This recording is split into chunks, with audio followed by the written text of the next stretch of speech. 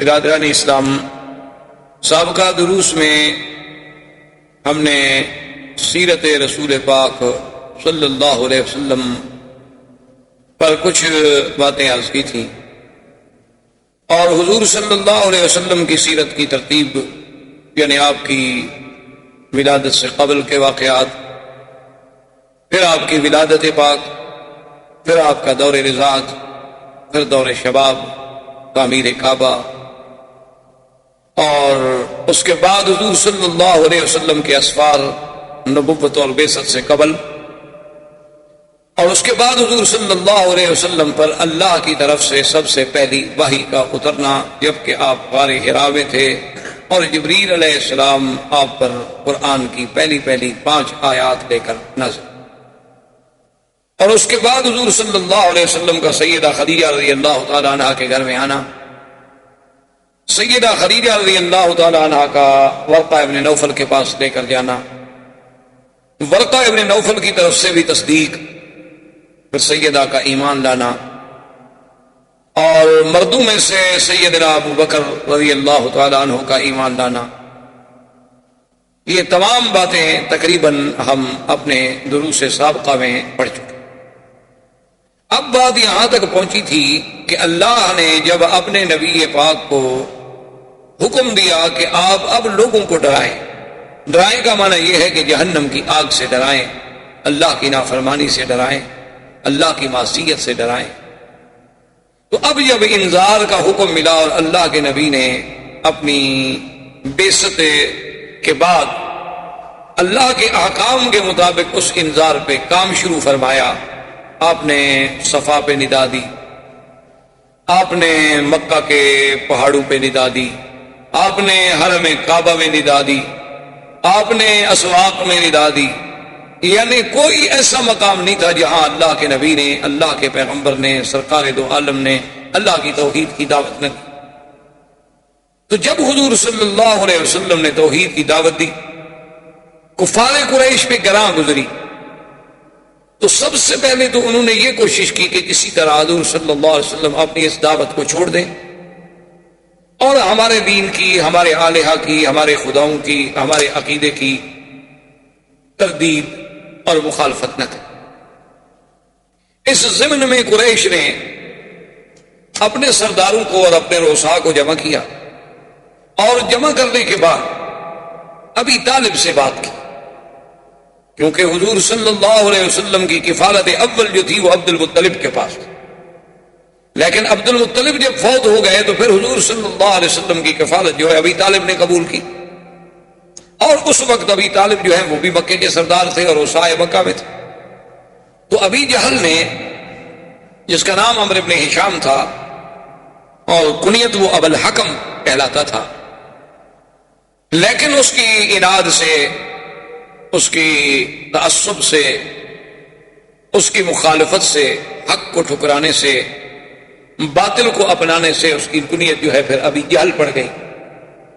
تو وہ سارے وفد کو لے کے ابی طالب کے پاس پہنچا اور اس نے کہا کہ ابی طالب، آپ چونکہ ہمارے بڑے ہیں اور سردار ہیں اور قریش مکہ سے آپ کا بہت بڑا تعلق ہے اور خاندان بنو ہاشم سے آپ کا بہت بڑا مقام ہے، لیکن آپ کے بھتیجے سیدنا محمد الرسول اللہ صلی اللہ علیہ وسلم نے ہمیں تنگ کر دیا ہے، ہم بالکل مجبور ہو گئے ہیں کہ وہ ہمارے خداؤں کی مخالفت کرتے ہیں، لات و عزا کی مخالفت کرتے ہیں، اور یصفر اعلامنا اور کان یکفر آباءنا، اور ہمارے باپ دادے کے دین کے طریقے کی تردید کرتے ہیں، ہم صبر نہیں کر سکتے، ہم مجبور ہیں، لہذا آپ محمد مصطفیٰ صلی اللہ علیہ وسلم کو ہدایت کریں کہ وہ یہ بات جو ہے چھوڑ۔ ابی طالب نے حضور صلی اللہ علیہ وسلم کو سمجھایا اور بتایا کہ آپ کی قوم کا وفد آیا تھا اور ان کا یہ مطالبہ ہے۔ حضور نے فرمایا کہ یہ میرا کوئی ذاتی کام تو نہیں ہے، مجھے تو اللہ نے نبی بنا کے بھیجا ہے، میں تو اللہ کے حکم کا پابند ہوں، میں کیسے چھوڑ سکتا۔ اب کفار قریش نے ایک دوسرا طریقہ اختیار کیا، انہوں نے ابی طالب سے کہا کہ آپ اپنے بھتیجے سے کہیں کہ وہ ایک نیا نظریہ، چونکہ ان کے لیے تو یہ ایک نئی بات تھی نا، کیونکہ وہ تو سوچ بھی نہیں سکتے تھے، وہ تو صدیوں سے اسی کفر میں مبتلا چلے آ رہے تھے کہ بتوں کی عبادت کرنی ہے، بتوں کی پوجا کرنی ہے، بتوں کے آستانوں پہ جانور ذبح کرنے ہیں، ان کے نام پہ چڑھاوے چڑھانے ہیں، ان کے مجاوروں سے جا کے قصے کہانیاں پوچھنی ہیں۔ ان کا تو یہ ایک بات تھی، ایک دن سے نہیں تھی، آبا و اجداد سے چلی آ رہی تھی، اور جب اللہ کے نبی نے ان سب پر توحید کی ضرب ماری تو وہ دل بلا اٹھے اور کہنے لگے جعل الآلہۃ الہا واحدا، یہ کیسے؟ تو اب انہوں نے ایک نیا رنگ اختیار کیا. انہوں نے کہا کہ اگر اللہ کے نبی اس نئے نظریے کے پیش نظر یہ خیال مبارک میں ہے کہ مجھے مکے کی سرداری مل جائے، میں مکے کا سردار مان لیا جاؤں اور بغیر کسی اختلاف کے، تو ہم آپ کو سردار ماننے کے لیے تیار ہیں. آپ سے اور اچھا ہمیں کون مل سکتا ہے کہ آپ صادق بھی ہیں، امین بھی ہیں، اور بنو ہاشم کے چاند ہیں، محمد ابن عبداللہ ہیں، ابن عبد المطلب ہیں، آپ عالی نسب ہیں، تو آپ بالکل سردار بنے، ہم سب بیعت کرنے کے لیے تیار.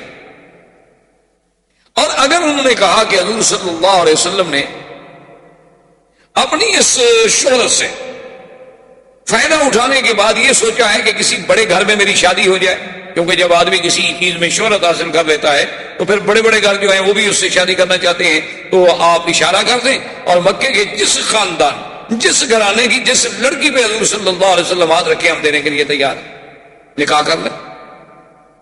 اور تیسری بات یہ ہے کہ خدا نہ کرے اگر حضور صلی اللہ علیہ وسلم کو کوئی تکلیف ہے، یعنی آپ پر کوئی جن کا اثر ہو گیا، آپ پر کسی نے کوئی سحر کر دیا ہے، کہ آپ اپنے عقل سے ماورا باتیں کہتے ہیں جو باتیں بالکل حقیقت کے خلاف ہیں، جو باتیں بظاہر ہماری سمجھ سے بالا تر ہیں، کہ ایسی بات ہے کہ لات عزا منات یہ 360 خدا سب چھوڑ دیے جائیں اور ایک خدا جو ہم دیکھ بھی نہیں سکتے، ہمیں نظر بھی نہیں آتا، وہ سارے کام ایک خدا سر انجام دیتا ہے، خیر بھی وہی کرے شر بھی وہی کرے، کیسے ہو سکتا ہے؟ یہ کوئی بات عقل میں آنے والی بات کہ دن بھی پیدا کرے پھر رات بھی پیدا کرے، ایک بندے کو پیدا بھی کرے پھر اس کو مار بھی دے. یہ باتیں ہمیں تو سمجھ نہیں آ سکتی. ہاں مارنے والا اور ہے، پیدا کرنے والا اور ہے، بات سمجھ آ سکتی. لیکن ایک آدمی پیدا کرے، خدا ہے، اس نے خود پیدا کیا، بنایا، بنانے کے بعد اس کو مٹا دے. آسمان و زمین کو پیدا کیا، فرماتے ہیں پھر اس کو بھی ختم کر دے گا، سب توڑ پھوڑ دے گا. یہ باتیں ہماری سمجھ سے ماورا ہیں. شاید کوئی جن کا اثر ہے تو ہم علاج کرانے کے لیے تیار. جب یہ باتیں حضور صلی اللہ علیہ وسلم کے لیے انہوں نے تجویز کی اور ابی طالب نے آپ کے سامنے یہ باتیں رکھی، تو حضور نے فرمایا کہ چچا دیکھو، اگر مکے کی سرداری کی بات ہو تو سرداری تو اب بھی ہمارے گھرانے میں ہے، پہلے عبد المطلب کے پاس تھی، اب آپ کے پاس. اور اگر مکے کی کسی بڑے خاندان میں شادی کی بات ہے تو خدیجہ سے بڑی عورت کون ہے مکے کی؟ سیدہ خدیجہ رضی اللہ تعالیٰ عنہا، بے اعتبار نسب کے، بے اعتبار حسب کے، بے اعتبار مال کے، اس سے بڑا کون ہے مکے؟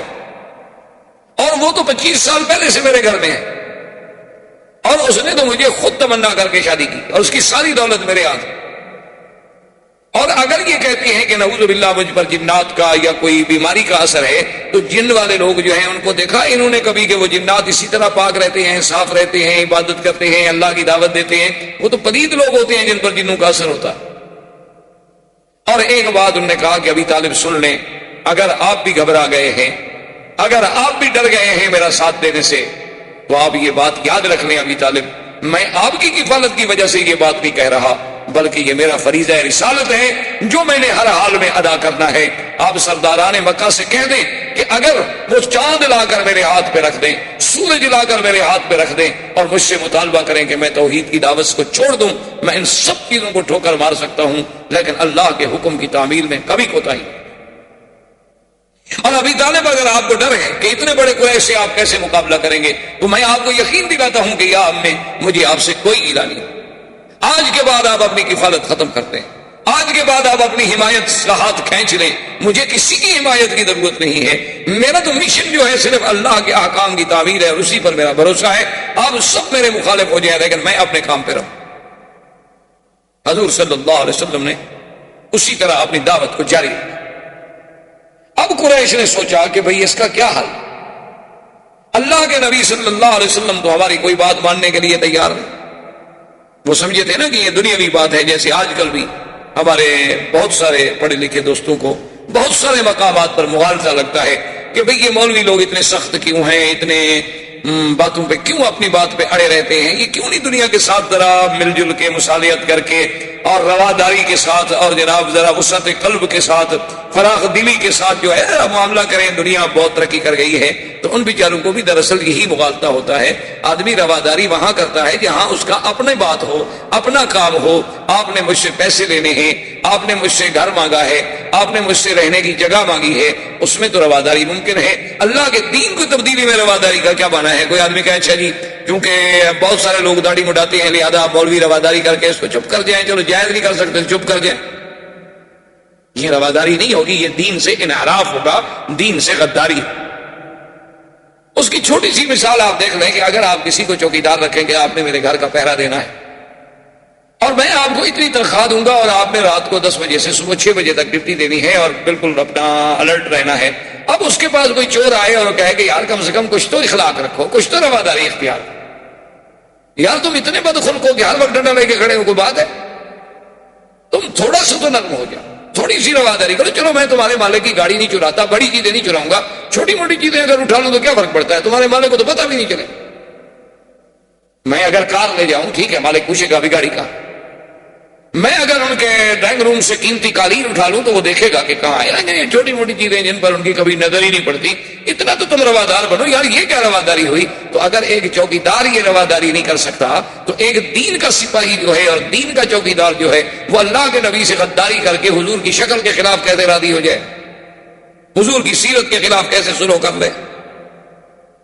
مثال کے طور پر جیسے بعض اوقات مثلا ایک پارٹی میں مجھے بھی ایک دفعہ اتفاق ہوا کہ وہاں آج کل جیسے رواج ہے لوگ کھڑے ہو کے کھانا کھاتے ہیں، کیونکہ تہذیب جدید کا تقاضا یہی ہے کہ ہر آدمی جو ہے پلیٹ لے لے اپنی اور کھڑا ہو جائے۔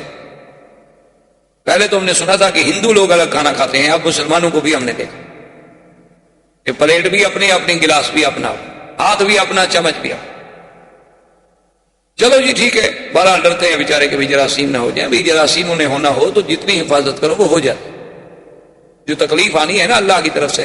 بڑے صاف ستھرے ملک جتنے ترقی یافتہ ممالک ہیں ان میں جو بیماریاں ہیں ان کا آپ تصور بھی نہیں کر سکتے، اللہ ان بیماریوں سے ہمیں محفوظ رکھے، جن عذابوں میں وہ مبتلا ہیں اللہ تبارک و تعالی ہمیں محفوظ رکھے۔ تو بہرحال اب مسلمانوں کا ایک طرز جدید، تہذیب جدید کا تقاضا یہ ہے کہ کھانا لیں جناب، اپنا کھانا بھی خود اٹھائیں اور پلیٹ میں لے لیں اور اس کے بعد کھڑے ہو جائیں، گپ شپ بھی کرتے رہیں اور کھانا شانا بھی کھاتے رہیں۔ تو بہرحال تو ایک دفعہ میں گیا تو اصل بات یہ ہے کہ پتہ نہیں میں بھی شاید کھڑے ہو کے کھا لیتا، مجھے طریقہ نہیں آتا۔ پرانے لوگ دیہات کے رہنے والے ہمیں کیا پتا کہتے پلیٹ پکڑ کے آدمی کھڑا رہے، اب ہمیں تو نہیں آتا نا جی، ہمیں تو کھڑے ہو کے ابھی تک پیشاب کرنا بھی نہیں آتا۔ ہم نے تو اپنے عقل میں اونٹ وغیرہ کو دیکھا تھا کہ وہ کھڑے ہو کے پیشاب کرتا ہے، ہمارے تصور میں بھی نہیں ہے کہ بندہ بھی ایسے کر سکتا ہے حرکت۔ تو بہرحال میں چونکہ نہیں جانتا تھا میں نے پلیٹ لے لی، ادھر ادھر کرسی قریب نہیں تھی، میں تھوڑا دور جا کے بیٹھ گیا۔ تو ان میں سے ایک آدمی آیا تو کہنے لگا کہ حضرت اتنا تو آدمی کو سخت نہیں ہونا چاہیے، اگر اتنی دیکھیں آپ کو پتا ہے آج بڑے بڑے لوگ یہاں کھڑے ہیں، منسٹر بھی ہیں، اس میں بڑے بڑے اہم سیاسی لوگ بھی ہیں، مذہبی لوگ بھی ہیں، اگر اور بھی تو کھڑے رہے، اگر آپ کھڑے رہتے تو کیا فرق پڑ جاتا، تھوڑا سا تو آدمی کو وسیع القلب ہونا چاہیے۔ میں نے کہا میرے بھائی ٹھنڈے دل سے بات سن، میں اگر وسعت قلب کا مظاہرہ کر کے حضور کی سنت کے خلاف کھا لیتا تو اللہ کے نبی بھی ناراض، خدا بھی ناراض، اور میں اپنے مشن سے بھی منحرف ہو گیا کہ لوگوں کو تو میں پیغام دوں کہ میں ایک عالم ہوں اور میں دین کی دعوت دیتا ہوں اور خود میں اس دین پہ عمل نہ کروں۔ تو میں نے اپنے مشن سے غداری کی، سنت رسول سے غداری کی، اپنے اللہ سے غداری کی، اور صرف ایک بندے سے رواداری کی کہ دعوت دینے والا مجھ سے ناراض نہ ہو جائے۔ اور اگر تم نے علماء کو بلایا تھا اور تم رواداری کر کے ذرا کھانا سنت کے مطابق نیچے لگا لیتے، سب بیٹھ کے کھا لیتے، تو تم پہ اللہ بھی راضی، اللہ کا رسول بھی راضی، اور زندگی میں چلو ایک دفعہ سنت پہ عمل ہو جاتا۔ تو تم مجھے بتاؤ تمہاری رواداری کرنا زیادہ بہتر تھا یا میری رواداری کرنا زیادہ بہتر تھا؟ دیکھیں نا، اس طرح تو آپ کہہ سکیں گے کہ حضرت ابراہیم علیہ السلام نے بھی قوم سے رواداری نہیں کی، جا کے بتوں کو توڑ ڈالا۔ دیکھو جی، کوئی عقل کی بات ہے، کسی کی دین کو نہ مانو، لیکن یہ تو نہیں کہ جا کے توڑ دو۔ پھر ان کے بارے میں آخر آپ کیا فتویٰ دیں گے؟ خدا تو اس کے اس عمل سے اتنا خوش ہے کہ وہ کہتا ہے کہ خلیل ہے میرا۔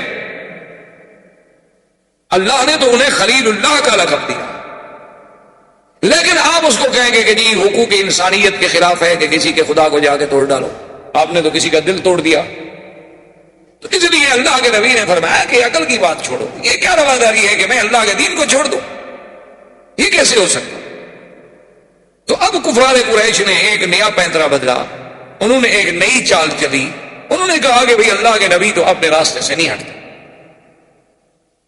اب انہوں نے کہا کہ حل یہ ہے کہ ہر آدمی ایسا کرے کہ جو اس کا بس چلتا ہے، اور جہاں جہاں اس کا بس چلتا ہے وہ ان لوگوں کو عذاب دے جو اسلام قبول کر رہے ہیں، تاکہ وہ لوگ عذاب دیکھ کر، تکلیفیں دیکھ کر اللہ کے نبی کا ساتھ چھوڑ دیں، اور جب لوگ چلے جائیں گے تو اکیلے رہ جائیں گے۔ اب تعذیب مسلمین کا دور شروع ہوا بعثت رسول کے بعد، بعثت کے بعد، دعوت کے بعد، جب کفر کے سارے حربے ناکام ہو گئے، جب کفار قریش کی ساری تدبیریں ناکام ہو گئی، تو انہوں نے اب یہ پروگرام بنا لیا کہ بھئی دیکھو اکثر تو زیادہ سے زیادہ لوگ جو مسلمان ہو رہے ہیں وہ غریب ہیں اور غلام ہیں، تو ان کو اتنا عذاب دو کہ وہ اللہ کے نبی کو چھوڑ جائیں۔ تو اس کے لیے تجویز ہو گئی اور سب نے اپنے اپنے حصے تقسیم کر لیے کہ حضرت بلال جو تھے یہ امیہ کے غلام تھے، انہوں نے کہا کہ بلال کو تو میں ٹھیک کرتا ہوں۔ سمیہ، عمار، یاسر اور عمار، اس پر ابو جہل نے اپنی ذمہ داری لے لی کہ ان کو میں تعزیب دوں گا۔ ایک بنی محمل قبیلہ کی باندھی تھی، جاریہ تھی بنی محمل کی، اس کو حضرت عمر نے کہا کہ میں تعزیب دوں گا۔ اسی طرح کسی نے بی بی زریرہ کو تعزیب دینے کا ذمہ داری قبول کر لی، کسی نے ایک بی بی نہدیہ تھی ان کو تعزیب دینے کی ذمہ داری قبول کر لی۔ تو اب کفار قریش کا یہ دور شروع ہوا کہ جو جو لوگ اسلام لا چکے ہیں انہیں تکلیفیں، اور خدا کی قدرت ہے کہ مکی زندگی میرے مدنی کی نبوت کے ابتدائی دور میں یہ وہ دور تھا کہ جس میں اللہ کی طرف سے حکم تھا کہ صبر اور صبر اور صبر، یعنی صبر محض، کہ جو دشمن جتنی کوشش کرے جواب ہی نہیں دیتا۔ اس لیے قرآن میں ایک ہی ہدایت کی کہ وَاصْبِرْ كَمَا صَبَرَ أُولُو الْعَزْمِ مِنَ الرُّسُلِ، بس میرے مدنی صبر۔ حتیٰ کہ اللہ کے نبی کو اتنا حکم بھی نہیں تھا کہ آپ اپنے صحابہ کو کہیں کہ چلو بھی جواب تو دے دے نا، بھئی ایک آدمی مار رہا ہے تو چلو تم گالی تو دے دو، پر میں بالکل صبر کرو۔ حضرت بلال رضی اللہ تعالیٰ عنہ کو امیہ ابن خلف کیا کرتا، اللہ معاف کرے، این شدید گرمی میں جب این پتھر جل رہے ہوتے، آپ کو تو مکے کی گرمی کا پتہ، مکے کی گرمی تو ضرب المثل ہے، ابھی دیکھا نہیں 4 دن قبل کیسے گرمی تھی۔ علماء نے تو مکے کی گرمی سے مسائل نکالے ہیں کہ الحر حر مکہ والسکل سکل النبوۃ فکیف لا یعرق۔ ملا علی قاری نے مسئلہ نکالا ہے کہ آدمی اگر گھوڑے پہ سوار ہے، خچر پہ سوار ہے، گدھا پہ سوار ہے، اور اس جانور کا پسینہ کپڑوں کو لگ جائے تو کیا وہ کپڑے پاک ہوں گے یا کپڑے دھونے پڑیں گے؟ تو انہوں نے کہا کہ نہیں، کپڑے نہیں دھونے پڑیں گے، جانور کا پسینہ حرام اور پلید نہیں ہوتا، اس لیے کہ حضور صلی اللہ علیہ وسلم راکب حمارن، مکے میں حضور نے حمار پہ، گدھا پہ سواری فرمائی۔ تو ملا علی قاری فرماتے ہیں کیسے تصور کیا جا سکتا ہے کہ مکے کی گرمی ہو اور بوجھ نبوت کا ہو، اور کیسے ہو سکتا ہے کہ پسینہ نہیں آیا ہوگا جانور کو، لیکن حضور نے کپڑے نہیں دھوئے؟ تو مکے کی گرمی تو یعنی ایک ضرب المثل ہے۔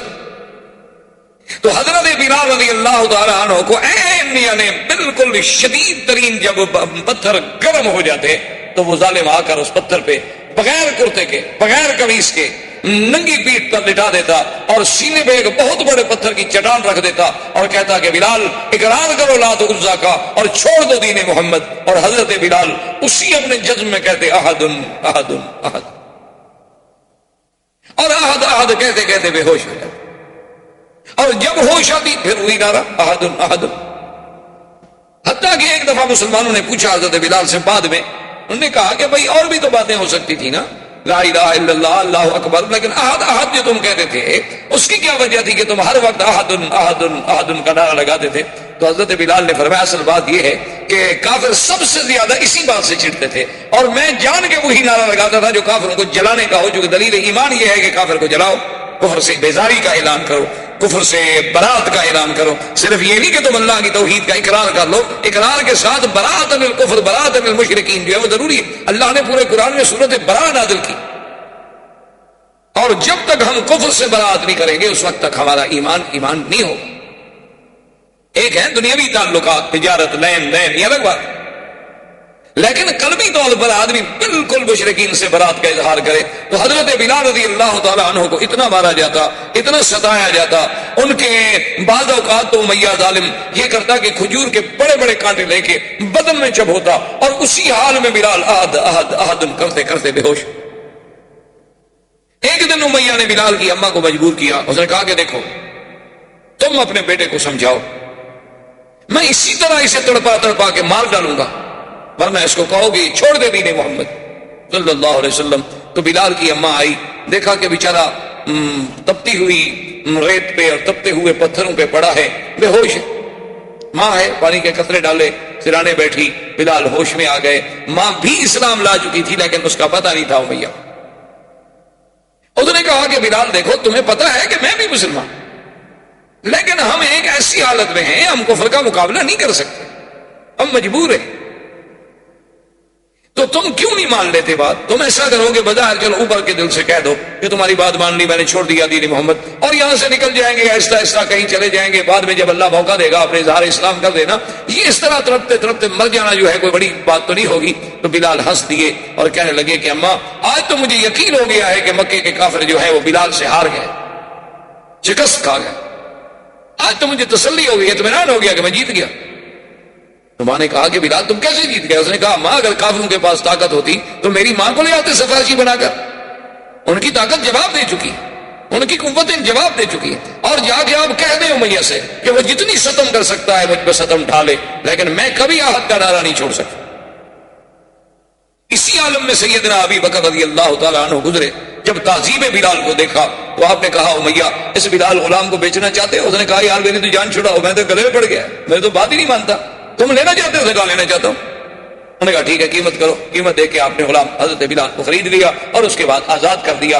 اسی لیے کتابوں میں آتا ہے کہ حضرت بلال بھی سید تھے، آتا کا سیدنا یعنی بلال بھی سید اور سید بنا سردار، اور حضرت ابو بکر بھی سردار، کہ اس کو اس غلامی سے خرید کر چھڑانے والا ابو بکر۔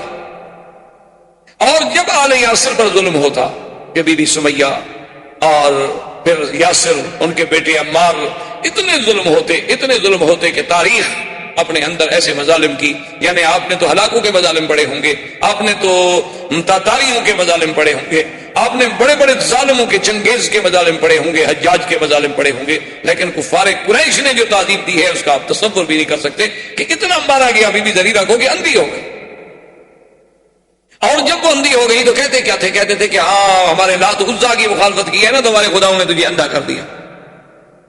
اور بی بی زریرہ رات کو اکیلے بیٹھ کے روتی اور کہتی کہ مولا مجھے اندھا ہونا منظور ہے، مجھے تکلیفیں منظور ہیں، میں اب تیری توحید اور تیرے نبی کا دامن نہیں چھوڑ سکتی، لیکن یہ جو تانا دیتے ہیں نا کہ ہمارے خداؤں نے تمہیں اندھا کر دیا ہے، یہ تانا میرے لیے ناقابل برداشت ہے۔ صبح جب اٹھی تو آنکھیں روشن تھی، آنکھیں پھر بحال ہو گئی، نور واپس آ گئی۔ اب کافر حیران کہ بھی یہ کیسے پھر آنکھ والی ہو گئی۔ ابو جہل نے جب سمیہ پر، ایک طرف سمیہ ہے، ساتھ یاسر ہیں، ہمیں تو دین مفت ملا ہے نا میرے بھائی، اس لیے ہمیں دین کی قدر نہیں کہ ہم مسلمانوں کے گھر میں پیدا ہوئے، باپ بھی مسلمان تھا الحمدللہ، دادا بھی مسلمان تھا، ہم نے کوئی دھیلا بھی نہیں لگایا، نہ جان لگائی نہ مال لگائی، لہذا اسلام کی ہمیں کیا قدر ہو۔ ہم نماز بھی پڑھتے ہیں تو خدا رسول پہ احسان کرتے ہیں کہ جی آج میں حرم میں نماز پڑھ کے آیا ہوں، اچھا جی بڑی مہربانی، اچھا آپ نہ جاتے تو حرم اداس ہو جاتا۔ آج تو میں نے جناب طواف کیا، ہاں جی بالکل شکر ہے اللہ کا، آپ طواف نہ کرتے تو خدا کا گھر خالی ہو جاتا، اللہ کے فرشتے بھی نہیں ہیں، بلکہ پتہ نہیں ہمارے طواف سے ہی کعبہ تنگ آتا ہو، تو یہ تو میں سوچ رہا ہوں، یہ تو میں تصور کر سکتا ہوں کہ ہمارے طواف کی وجہ سے اللہ کے کعبے کو، اللہ والوں کو، ملائکہ کو تکلیف ہوتی ہو، یہ تو میں سوچ سکتا ہوں، یہ مجھے نہیں یقین آتا کہ ہماری وجہ سے انہیں کوئی راحت ملتی ہو۔ اس لیے کسی نے کہا تھا نا کہ چو طواف کعبہ کردم، کہ جب میں طواف کرتا ہوں کعبہ ندا برآمد، کعبے سے ندا آتی ہے کہ بیرون درچ کر دی کہ درون خانہ آئی، میرے باہر تم کیا کر رہے تھے کہ اب اندر بھی آ گئے ہو، کہ بیرون درچ کر دی، تم باہر کیا کیا کام کر رہے تھے، انہی پاؤں کو لے کے میرے پاس بھی آ گئے۔ اور کہتا ہے کہ جب میں نے جا کے زمین کعبہ پہ سجدہ کیا، زمین ندا برآمد، زمین چیخنے لگ گئی، اس نے کہا کیوں مجھے ناپاک کرتے ہو اور آ کے سجدے کر رہے، سارا دن غیروں کی عبادت کرتے ہو اور ابھی آ کر مجھ پہ اللہ کا سجدے کر رہے، ادھر لوگوں کو بھی خوش کرتے ہو، ادھر خدا کا سجدہ کر کے اللہ کو بھی ارادہ کرنا چاہتے ہو۔ میں کہا کیوں خراب کر دیجیے سجدہ ہے ریائی، تو مجھے کیوں خراب کر رہے ہو ریا کے سجدے کر کے، اس سے تو بہتر ہے کہ سجدہ ہے۔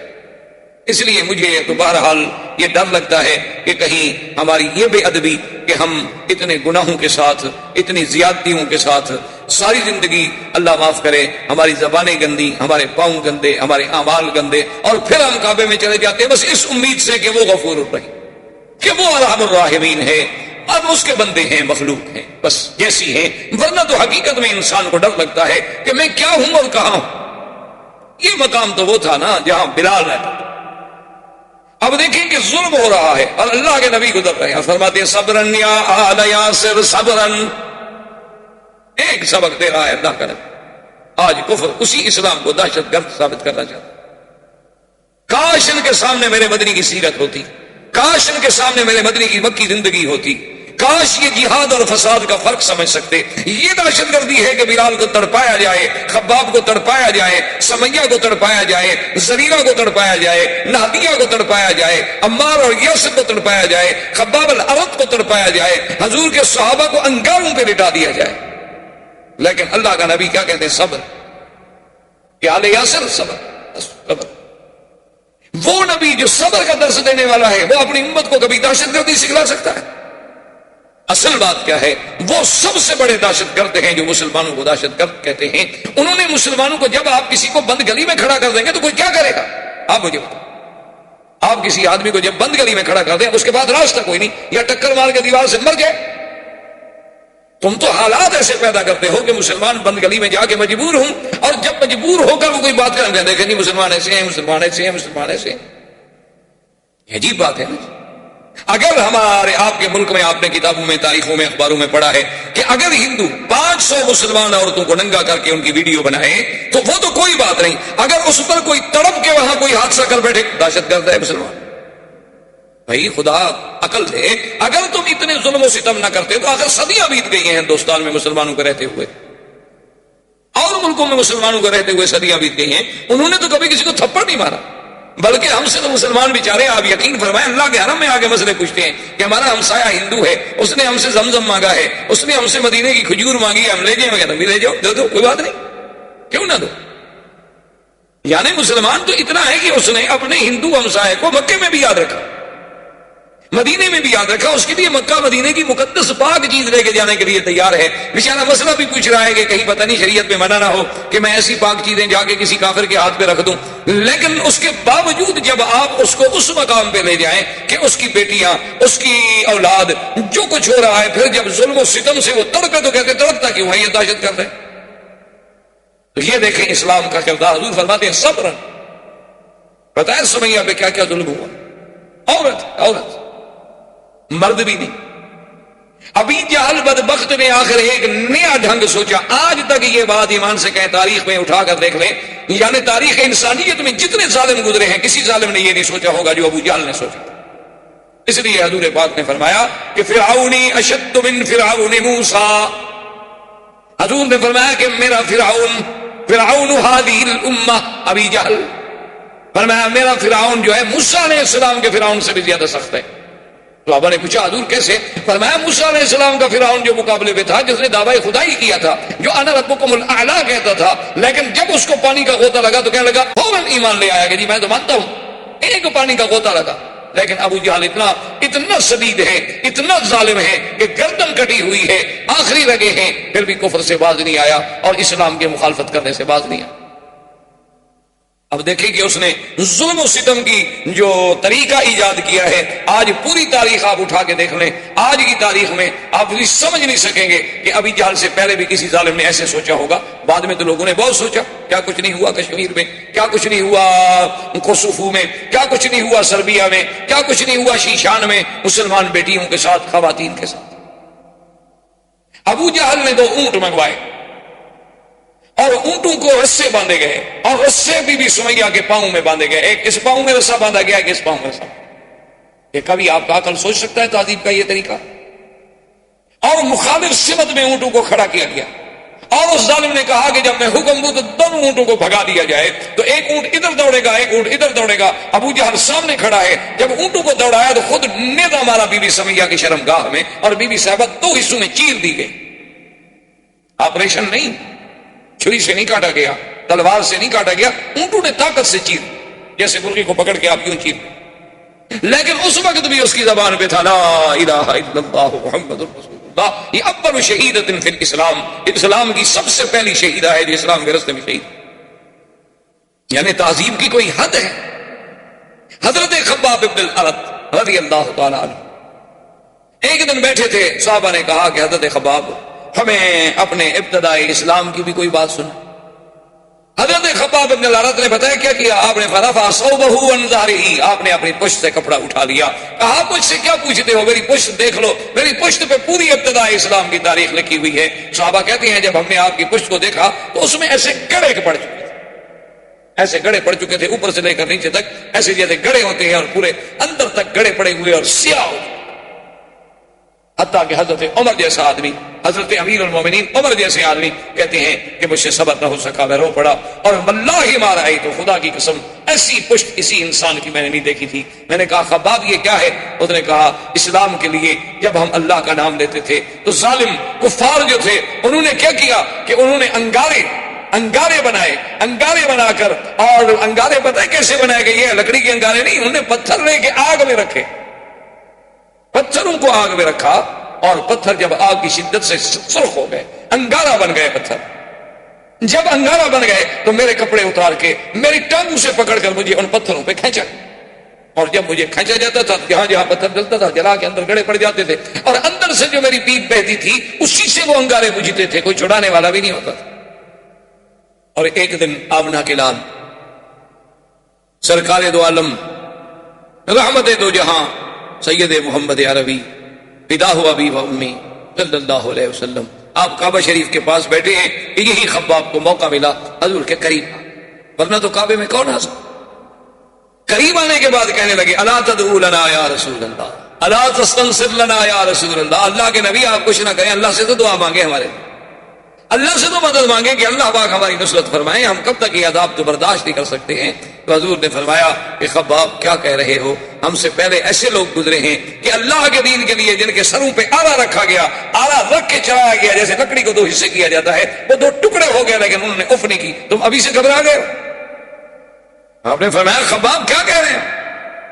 ایک ایک دن میں 7 انبیاء کو قتل کیا گیا، ایک ایک دن میں اللہ کا نام لینے والے جو ہیں ان کے سروں پہ آلے رکھ کے چلا دیے گئے، ایک ایک دن میں انبیاء علیہ الصلوۃ والتسلیم کو پھانسیوں پہ لٹکایا گیا، اللہ کے نام لینے والوں کو نعوذ باللہ ثم نعوذ باللہ ثم نعوذ باللہ ایسا ہوتا تھا کہ ان کے چمڑے اتارے جاتے تھے۔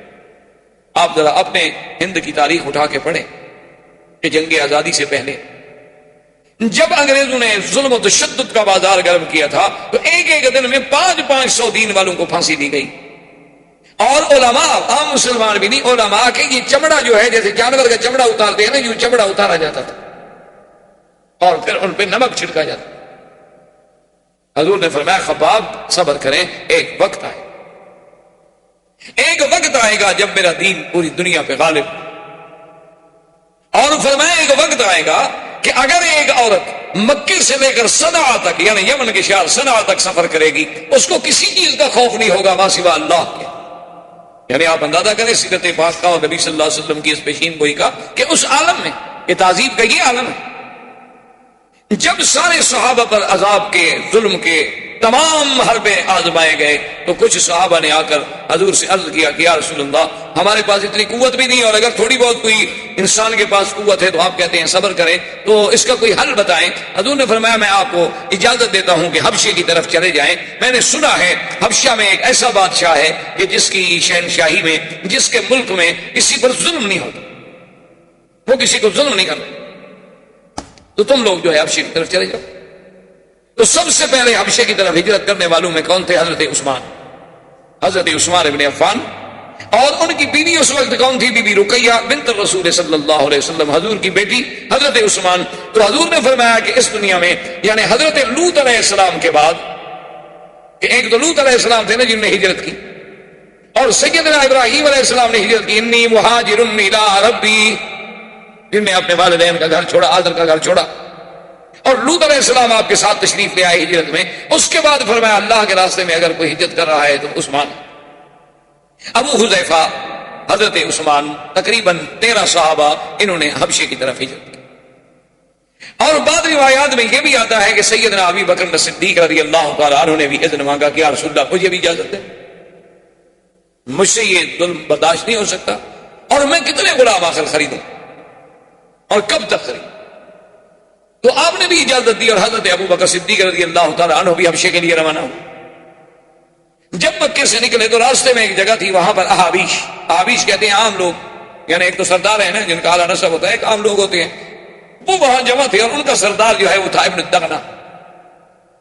اس نے دیکھا کہ سیدنا ابو بکر صدیق رضی اللہ تعالیٰ عنہ اونٹ ہیں اور سامان باندھے ہوئے جا رہے ہیں، وہ بھاگتا ہوا آیا، اس نے کہا یا ابا بکر اینا الہ تريد، کہاں جا رہے ہیں؟ آپ نے فرمایا کہ انی اہاجر الحبشہ، میں حبشے کی طرف جا رہا ہوں، آپ دیکھ رہے ہیں کہ مکے میں کیا حال۔ اس نے کہا ابو بکر واللہ انک تصل الرحم، خدا کی قسم ہے تم صلہ رحمی کرنے، خدا کی قسم ہے تم غلاموں کو آزاد کرنے والے، خدا کی قسم ہے تم بیواؤں کی خدمت کرنے والے ہو، یتیموں کے ہاتھ پہ سر پہ ہاتھ رکھنے والے ہو، میں تمہیں نہیں جانتا۔ ابو بکر نے کہا کیا کہہ رہے ہو دغنا، مکے والے ہمارا وجود برداشت نہیں کرتے۔ انہوں نے کہا کہ دیکھیں آپ میری دیوار میں ہیں، آپ میری امان میں ہیں، میں دیکھتا ہوں مکے والے آپ کو کیسے چھیڑتے ہیں، آپ مہربانی کریں واپس جائیں، مکہ نہ چھوڑیں۔ حضرت صدیق واپس آ گئے۔ واپس جب آئے تو کفار قریش جو ہے بیٹھے تھے مکے میں دار الندوہ میں، تو یہ ابن الدغنہ جو تھا یہ آیا اور آ کے کہنے لگا کہ یا رؤساء قریش ان ابا بکر فی جواری، کہ اے کفار قریش کے سرداروں ابو بکر اب میری دیوار میں ہے، میری امان میں ہے، میری پناہ میں ہے، خبردار اگر کسی نے ابو بکر کو ہاتھ لگایا تو میں اپنے پورے قبیلے کو لے کر تمہاری بوٹی بوٹی کر ڈالوں۔ قریش چپ ہو گئے، کہا کیا کریں، یہ تو ایسے ہی آپ ہی شروع گئے تو ہے ہی ایسے، ان کا تو آگے پیچھے ہے کوئی نہیں، تو کل لڑ پڑیں گے۔ تو وہ چپ کر کے چلا گیا اور حضرت ابو بکر کو جب پناہ ملی تو آپ نے آ کر کعبۃ اللہ کے قریب قرآن شریف پڑھنا شروع کیا۔ تو جب قرآن شریف پڑھنا شروع کیا تو یہ کفار قریش جو تھے یہ یہاں سے دوڑے اور سیدھے ابن دغنہ کے پاس پہنچے اور انہوں نے کہا دیکھو تم نے پناہ دی ہے، اس کو یہ تھوڑا ہے کہ وہ قرآن کھڑے ہو کے پڑھے اپنا کعبہ شریف کے پاس، وہ رہے چپ کر کے رہے مکے میں۔ اصل تکلیف تو تب ہوتی ہے نا جب دین کی دعوت دی جائے۔ آدمی اگر دین کی بات نہ کرو تو تکلیف کا سوال ہی پیدا نہیں ہوتا۔ دیکھو نا جی، جو آدمی کہیں بھی دین کی بات نہ کریں آپ بالکل آرام سے یعنی بڑے فراخ دل بن کے رہیں کہ جو ماحول ملا اس میں ڈل گئے وہ ٹھیک ہے، کبھی مجالے آپ سے کسی نے جھگڑا کیا ہو۔ بات تب ہوتی ہے جب آدمی دین کی بات کرے۔ اور بلکہ ہمارے ایک عالم تھے فوت ہو گئے، وہ کہا کرتے تھے مکی صاحب جس کی تقریر پہ سارے لوگ راضی ہو جائیں نا سمجھو کہ وہ مولوی حق نہیں کہتا۔ سب لوگ خوش ہوں نا تو وہ حق نہیں کہتا، کیونکہ سب لوگ تو اللہ کے نبی پہ راضی نہیں ہو سکے تو مولوی صاحب پہ کیسے راضی ہو گئے؟ اللہ کے پیغمبر کو بھی کسی نے مانا کسی نے نہیں مانا، کسی نے پھول برسائے تو کسی نے کانٹے بھی برسائے، کسی نے دعائیں نہیں تو کسی نے پتھر بھی تو مارے۔ انہوں نے کہا یہ کیسے ہو سکتا ہے کہ آدمی حق کی بات کہے اور لوگ سارے کے سارے راضی ہو جائیں اور قبول کر لیں اور برداشت کر لیں، یہ کبھی نہیں ہو سکتا۔ سمجھو کہ یہ حق نہیں کہتا۔ جیسے ہوتا ہے نا کہ ایک وہ آئے ایک مولوی صاحب کہنے لگے جی میں فلاں مسجد میں جمعہ پڑھاتا ہوں، 15 سال ہو گئے ماشاءاللہ، اور آج تک ہماری مسجد میں کوئی جھگڑا نہیں ہوا۔ انہوں نے کہا میں بھی خدا کی قسم کھا کے گواہی دیتا ہوں کہ 15 سال میں تم نے بھی کبھی حق کا کوئی مسئلہ بیان ہی نہیں، تم نے بھی بس لوگوں کو یہی سمجھایا ہوگا وضو کیا کرو، وضو کی یہ فضیلت ہے، نماز کی یہ فضیلت ہے، روزے کی یہ فضیلت ہے، اور مکہ شریف میں طواف کرو تو اتنا ثواب ہوتا ہے، عمرہ کرو تو اتنا ثواب۔ اس سے کون چڑھتا ہے وہ؟ اس سے کون چڑھتا؟ بات تو تب ہوگی نا جب آپ اس کو کہیں گے کہ تم باپ دادے کے غلط رسموں کو بدعات کو چھوڑو، اب جھگڑا شروع ہو۔ یہ کیوں چھوڑوں جی؟ آپ کہیں گے چھوڑو، وہ کہیں گے کیوں چھوڑوں؟ میرا تو باپ کل خانی کرتا تھا، میرا باپ اس شریف پہ جاتا تھا، ہمارے گھروں میں باقاعدہ 11ویں شریف کے دودھ تقسیم ہوتے تھے، یہ کب کا وہاں بھی آ گیا مکے سے؟ اب بات شروع ہوگی۔ جب تک آپ حق باز کی دعوت نہ کہیں، بالکل حلوے کھانے پر بھی کبھی جھگڑا ہوا ہے؟ بھلا کوئی تھوڑا کھا لے گا، کوئی زیادہ کھا لے گا۔ جھگڑا تو تب ہوگا جب اللہ کی توحید کی بات کریں۔ ساری زندگی ابو بکر مکے میں رہتا تھا، کسی نے جھگڑا کیا؟ 40 سال میرے مدنی نے مکے میں زندگی گزاری، کسی نے جھگڑا کیا؟ جھگڑا تو اسی وقت ہوا نا جب کہا لا الہ الا اللہ۔ اب جب سیدنا صدیق نے قرآن پڑھا تو کفار قریش کیسے برداشت کریں؟ بھاگتے ہوئے ابن دغنہ کے پاس گئے، انہوں نے کہا دیکھو تم نے پناہ دی ہے ابو بکر کو رہنے کے لیے، وہ مکے میں رہے، جو مرضی آئے کھائے پیے تجارت کرے کاروبار کرے، لیکن وہ تو کھڑے ہو کے ہمارے خداؤں کو گالی دے رہا۔ اب جناب ابن دغنہ آیا، اس نے کہا ابو بکر دیکھو میں نے تمہاری پناہ تو دی ہے تمہیں، لیکن اس کا مطلب یہ تو نہیں کہ ان کے خداؤں کو گالی دو۔ اس نے کہا ابن دغنہ کیا بات کہہ رہے ہو؟ قرآن پڑھنا جو ہے ان کے خداؤں کو گالی دینا؟ ہمارا تو خدا ہمیں ہدایت کرتا ہے کہ کسی کے خدا کو گالی نہ دو، ہم کیسے گالی دے سکتے ہیں؟ انہوں نے کہا یہ کیا کہتے ہیں؟ انہوں نے کہا تم بھی سن لو میں قرآن پڑھتا ہوں۔ انہوں نے کہا نہیں اچھا قرآن پڑھتے ہو تو پھر میری بات جو ہے یہ نہیں مانیں گے۔ اب حضرت صدیق نے فرمایا کہ انی اخرج من جوارک یا ابن دغنہ، اے ابن دغنہ میں خود تمہاری امان سے نکلتا ہوں، چھوڑو میں کسی کی امان میں نہیں، بس میں اللہ کی حفاظت میں ہوں، جب تک اللہ چاہیں گے رہیں گے، جب تک اللہ نہیں چاہیں گے بات ختم۔ حضرت عبداللہ ابن مسعود رضی اللہ تعالی عنہ نے جا کر جب قرآن پڑھا مکے میں کعبۃ اللہ میں، پتہ ہے کفار قریش نے اتنا مارا اتنا مارا اتنا مارا، ایک تو خفیف آدمی تھے، کمزور آدمی تھے کہ بالکل سر سے لے کر پاؤں تک کوئی جگہ خالی نہیں تھی جہاں ضرب نہیں آئی۔ حضور صلی اللہ علیہ وسلم عیادت بھی کر رہے ہیں، ہاتھ بھی پھیر رہے ہیں اور فرماتے ہیں کہ عبداللہ ابن مسعود صبر سے کام لو، کوئی یہ ضروری نہیں ہے، ابھی ہمارے پاس اتنی قوت و طاقت نہیں ہے کہ ہم کھل کر اللہ کے دین کی بات کر سکیں۔ حضرت عبداللہ ابن مسعود اپنی اسی بیماری، اسی کمزوری، اسی مار کھانے کے باوجود کہتے ہیں آذنی یا رسول اللہ، اگر اجازت دو تو کل پھر جا کے پڑھوں۔ یعنی جذبہ دیکھیں آپ، اتنی مار پڑ رہی ہے اسلام کی۔ اور اسی اسنا میں ایک دن حضرت عمر، کفر کا زمانہ ہے ابھی تو کافر ہیں، اور بڑے جبار تھے، بڑا اللہ نے قوت طاقت جسمانی بدن آواز بڑے اپنے وقت کے جبروت لوگوں میں سے جبار لوگوں میں سے گزرے ہیں. آپ جا رہے تھے کہ دیکھا کہ اندھیرے میں ایک عورت کھڑی ہے, سواری کھڑی ہے, عورت کھڑی ہے کسی کے انتظار میں, قریب گئے کچھ امن تھی. کون ہے تو؟ قالت ام عبداللہ الہینا. اس وقت آدھی رات کو نے کہا عمر کیا بات ہے, جب تم مکے میں ظلم و ستم کے اتنے پہاڑ توڑ رہے ہو تو اب ہم لوگوں کو نکلنے تو دو نا کم از کم. تمہارا ضمیر تمہیں اتنا بھی اجازت نہیں دیتا کہ چلو ہم خدا کا نام لیتے ہیں, تم اپنے معبودان باطلا کا نام لیتے ہو, ہم پر ظلم و ستم کے پہاڑ تم لوگوں نے توڑ ڈالے ہیں, تو اب بھی ہماری نگرانی کر رہے ہو کہ ہم نکل کیوں رہے ہیں, چلو ہم چھوڑ کے مکہ جا رہے ہیں, اب تو اطمینان کے ساتھ رہو گھر میں, ہمیں جانے تو دو.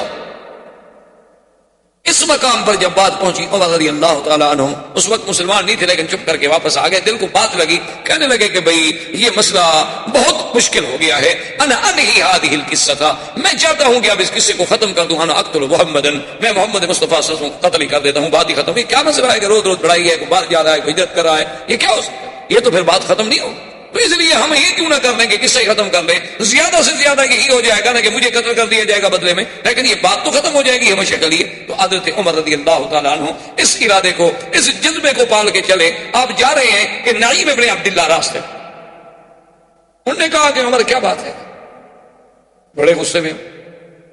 انہوں نے کہا نہیں میں عبداللہ کیا پوچھتے ہیں, روز روز کا مسئلہ ہے, میں نے تو آج فیصلہ کر لیا ہے کہ یا اس سرزمین مکہ میں میں رہوں گا یا پھر محمد عربی رہے.